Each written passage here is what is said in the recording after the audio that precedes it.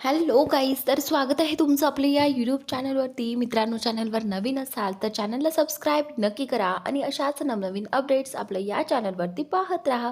चला तर मग आपण आपल्या व्हिडिओकडे बोलूयात. तर मित्रांनो, आपण पाहणार आहोत हळद रुसली कुंकू हसलं या मालिकेचा आजचा रिव्ह्यू. तर मित्रांनो, इथे आता हा नाग्या आढळरावांना सांगत असतो की आढ्या म्हणजे जर आपल्या लाईफमध्ये आपल्याला छान जगायचं असेल, आनंदी राहायचं असेल, तर आपल्या आयुष्यात एक तरी बाई हवी, म्हणजे एक तरी बायको हवी.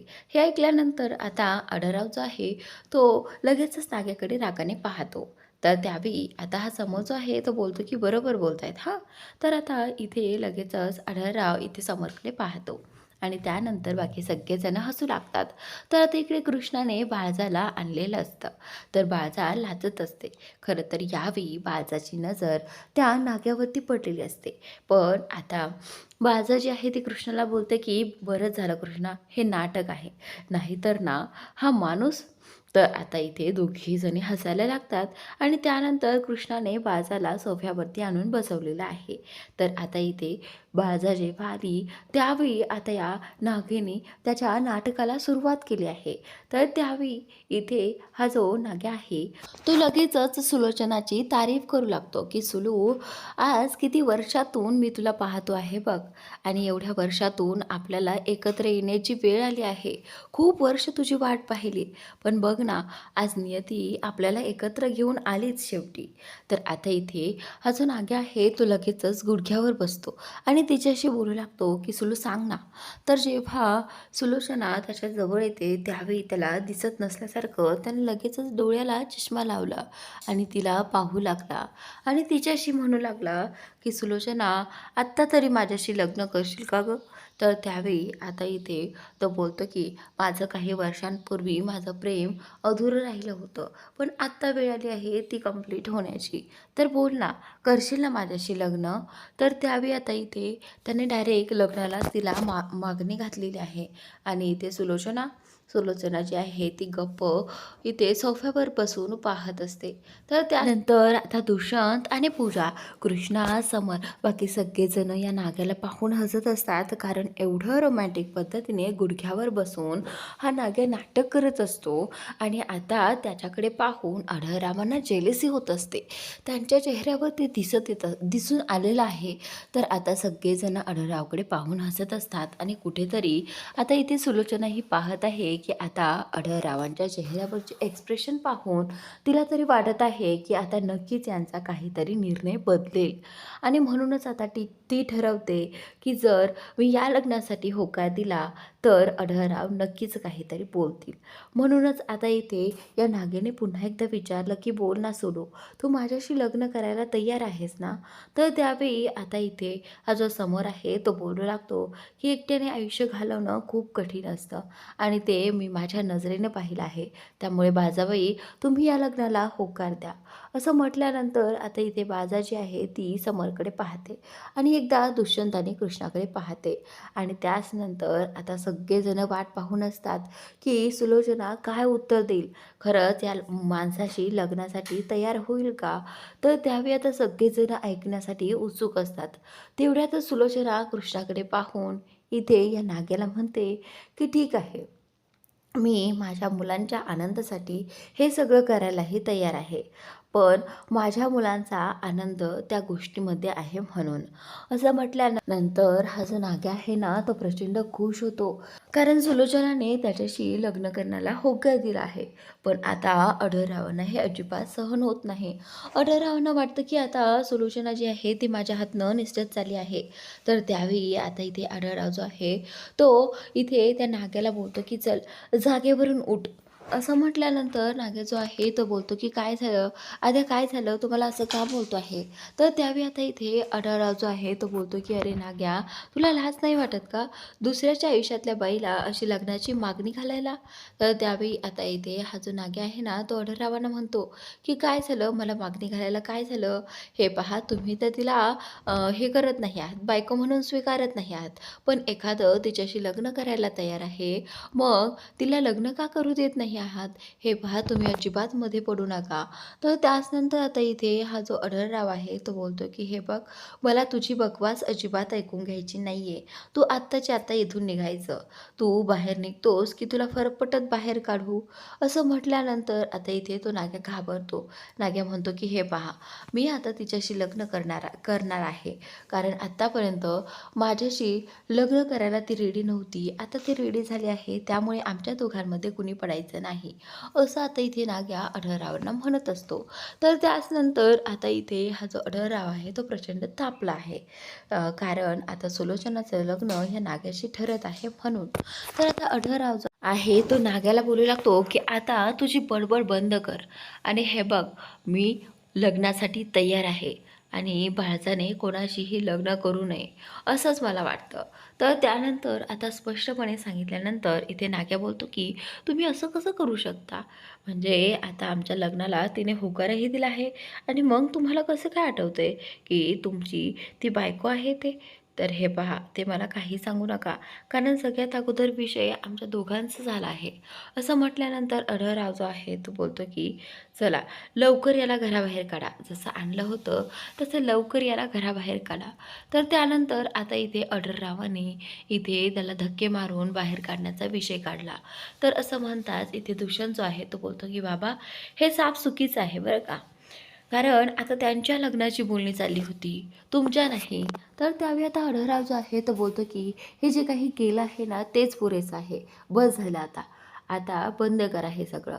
असं बोलल्यानंतर आता दुष्यंत जो आहे तो गप्प बसतो आणि इथे आढळराव त्या नाग्याला घराबाहेर जायला सांगतो.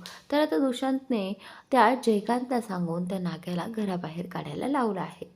तर आता कुठेतरी आढळरावांना हे लक्षात येत आहे की जर आपण बाळजाशी लग्न केलं तर त्यात आपलाच फायदा आहे.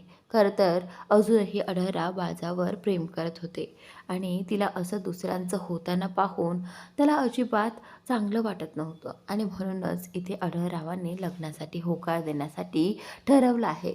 तर आता आढळराव जो आहे तो बोलतो की मला माहीत आहे सुलोचना की तू आत्तापर्यंत खूप वाईट वागली आहेस आणि त्यामुळेच मला विश्वास बसत नव्हता की तू सुधारली आहेस की नाही आणि म्हणूनच मी एवढा वेळ घेतला तुझ्याशी बोलण्यासाठी.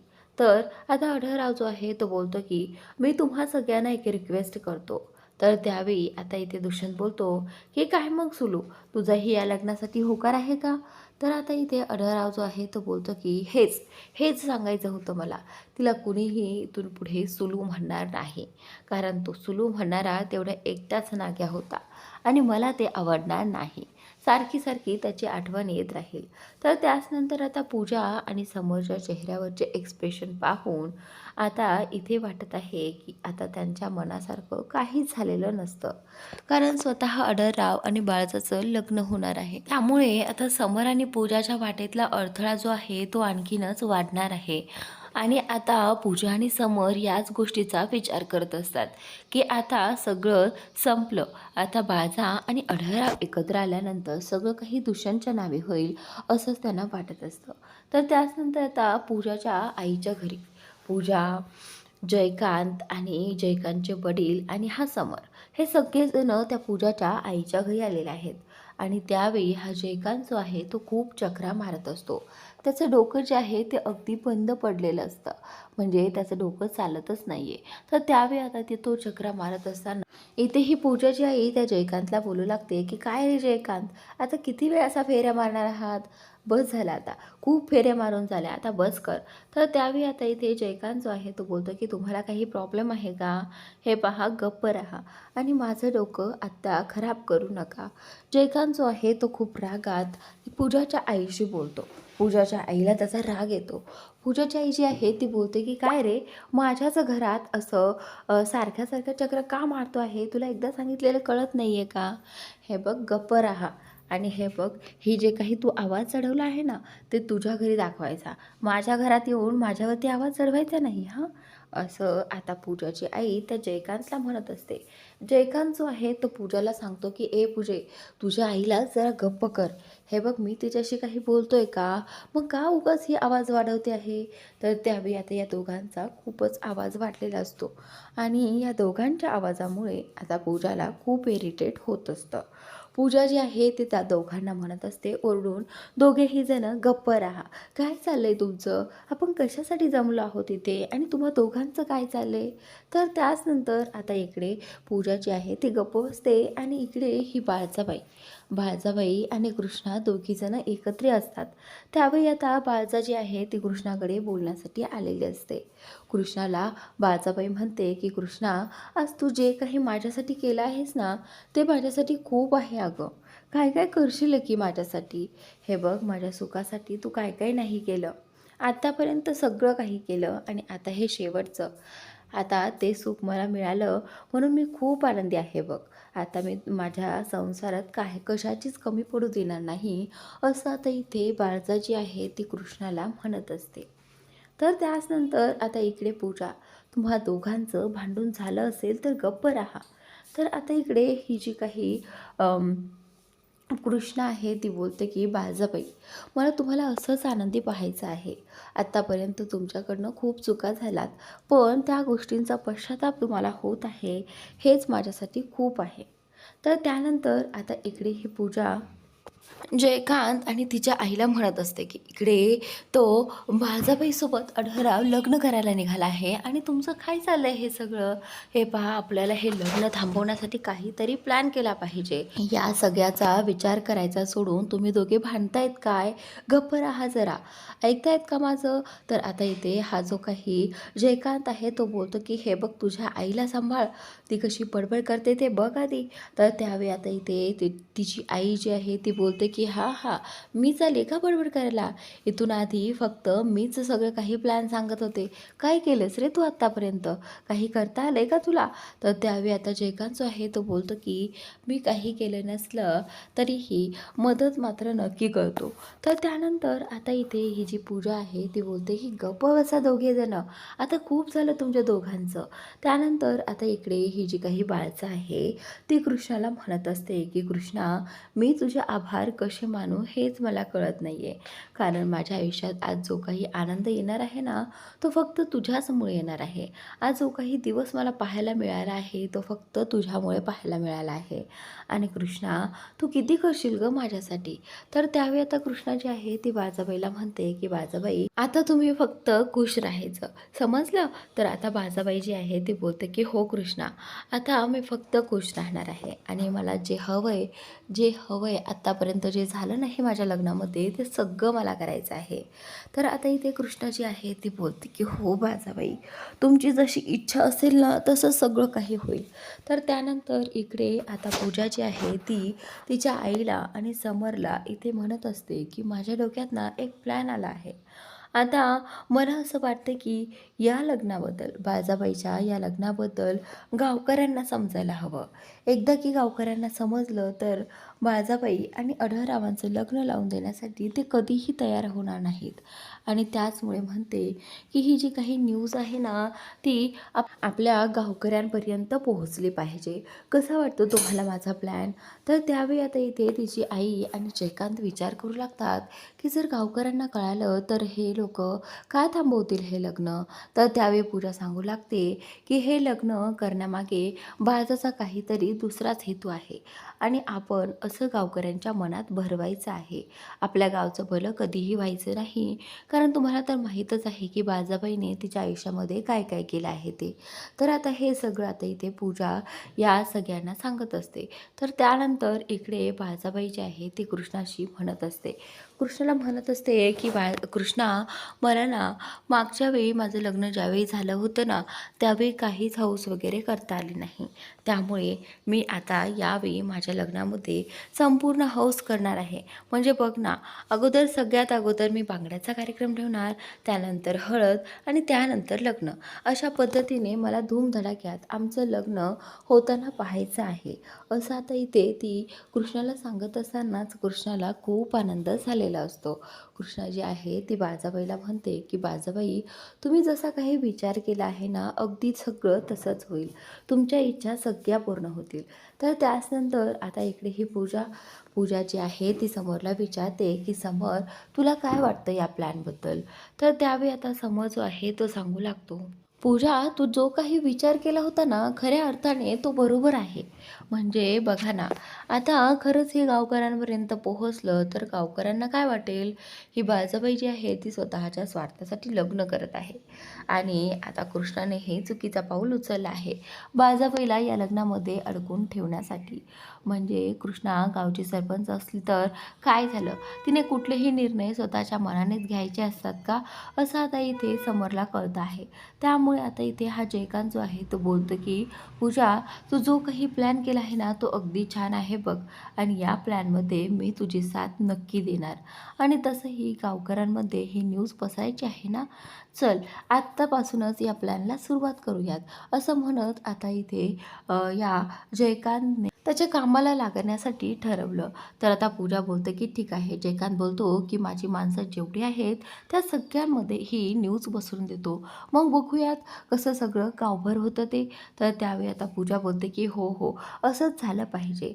तर त्यावेळी आता इथे हा जो काही समर आहे ना तो पूजाला म्हणतो की पूजा, खरंच प्लॅन खरंच खूप छान आहे बरं का, फक्त तो प्लॅन आपला कंप्लीट झाला पाहिजे. तर आता इथे पूजा बोलते की होणार समर, सगळं काही आपल्या मनासारखं होणार, फक्त त्या दोघा म्हाताऱ्यांचं लग्न आपल्याला थांबवायचं आहे. आणि आता इथे तिची पूजाची आई जी आहे ते बोलते की जर हे लग्न तुम्ही थांबवू शकले नाही तर मला वाटतं की लवकरच दुष्यंत जो आहे तो या सगळ्या प्रॉपर्टीचा मालक होईल आणि मग आपल्या हातात काहीच राहणार नाही. त्यामुळे जे काही करायचं आहे ते अगदी सावधगिरीने करा, असं आता इथे पूजाच्या आईचं म्हणणं असतं. तर त्याच नंतर आता इथे हा जो काही जयकांत आहे तो समरला सांगू लागतो की चल समर, आता आपल्याला कामाला लागायला हवं. तर आता समरही बोलतं की हो नक्कीच, असं म्हणत आता सगळेजण कामाला लागणार आहेत. तर त्यानंतर आता इकडे ही जी काही पूजाची आई आहे ना ती खूप विचार करत असते, तिच्या डोक्यात काय चाललं आहे आणखी काय नाही हे माहीतच नाही आहे. तर त्याच नंतर आता इथे कृष्णा जी आहे ती बाळजाबाईला म्हणत असते की बाळजाबाई, मला ना तुम्हाला फक्त आनंदी पाहायचा आहे. तर आता इथे बाळजाबाई जे आहे ते बोलतं की कृष्णा, आज हे जे काही आनंद मी माझ्या आयुष्यामध्ये पाहत आहे ना ते फक्त तुझ्यामुळे, आज तुझ्याचमुळे आज आमचं पुन्हा एकदा लग्न होणार आहे आणि माझं स्वप्न पूर्ण होणार आहे. फक्त तुझ्यामुळे हे सगळं शक्य झालं, नाहीतर कधीही आढळरावाने या लग्नाला मान्यता दिली नसती. तर त्याचनंतर आता पुढील भागात इकडे ही पूजा आणि समर दोघेही जण आता एका रूमच्या बाहेर थांबलेले असतात आणि तिथून चोरून लपून त्यांचं बोलणं ऐकत असतात. तर त्यावेळी आता समर आणि पूजाला जास्त काही ऐकायला येत नाही, पण लवकरच समर आणि पूजा त्या दोघांचा प्लॅन यशस्वी करतील असं तिला वाटत असतं, म्हणून ती गालातल्या गालात हसत असते. तर त्याचनंतर आता पुढील भागात इकडे पूजाच्या सांगण्यावरून सगळे गावकरी जे आहेत ते पेटून उठले आहेत आणि आता त्यांच्या घरापर्यंत पोहोचले आहेत. आढळराव दुसरं लग्न करत आहे ही बातमी त्यांच्यापर्यंत पोहोचली. ही बातमी जेव्हा त्यांच्यापर्यंत पोहोचली ना तेव्हा त्या सगळ्यांनी ठरवलं होतं की हे लग्न होण्यापासून आम्हीच त्यांना थांबवणार आहेत. तर त्याचनंतर आता इथे सगळेजण गावकरी घराकडे आलेले असतात आणि आढळराव देखील आलेले असतात. पण आता आढळरावांना माहीत नसतं की गावकरी एवढे भडकतील म्हणून. म्हणूनच आता आढळराव जे आहे ते आता इथे त्या गावकऱ्यांसमोर गप्प असतात. तर त्यावेळी आता इथे ते बोलू लागतात की काय गरज आहे बाळजाबाईला त्या मुलीसोबत लग्न लावून देण्याची, काय गरज आहे, असं आता इथे हे गावकरी जे आहेत ते म्हणत असतात. तर त्यानंतर आता इथे ही जी काही कृष्णा आहे तिच्याच नावाने सगळेजण ओरडत असतात की कृष्णा, तू सरपंच झाले म्हणून काय झालं, तू सगळे निर्णय स्वतःच घेशील का, असं सगळं ते गावकरी जे आहेत ते कृष्णाला म्हणत असतात. त्यावेळी कृष्णा त्या गावकऱ्यांना विचारत असते की असं काय झालं आहे, तुम्ही एवढे सगळेजण असे का चिडले आहात आणि ह्या काठ्या वगैरे घेऊन कुठे चालला आहात. तर आता बाळजाबाईला हे सगळं पाहून ना खूप मोठा धक्का बसतो. तर त्यावेळी आता ते लोक सांगू लागतात, आम्हाला काहीही झालं तरी बाळाचं लग्न हे आढळरावांशी होऊच द्यायचं नाही आहे, आम्हाला ते अजिबात मान्य नाही आहे, असं आता गावकरी म्हणत असतात. तर त्यावेळी आता कृष्णा जी आहे ती हे सगळं पाहून ना चकित झालेली असते. तिला या सगळ्याची अजिबात कल्पना नव्हती, पण गावकऱ्यांपर्यंत हे कसं काय पोहोचलं हा प्रश्न देखील इथे तिला पटलेला असतो. पण लवकरच तिला कळणार आहे की आढळराव आणि बाळजाबाईचं लग्न फोडण्यासाठी या समर आणि पूजानेच नक्कीच काहीतरी प्लॅन केला असणार आहे आणि हे गावकऱ्यांपर्यंत पोहोचवलं असणार आहे. हे सगळं लक्षात येताच आता कृष्णा जी आहे ती गावकऱ्यांना थांबवते आणि तिचं पुढचं जे काही बोलणं आहे ती गावकऱ्यांसमोर मांडते. तर मित्रांनो, आजचा भाग इथे संपतोय. पुढील भाग नक्की पहा आणि तुम्ही अजूनही आपल्या या यूट्यूब चॅनलला सबस्क्राईब केलं नसेल तर सबस्क्राईब नक्की करा. Thanks for watching.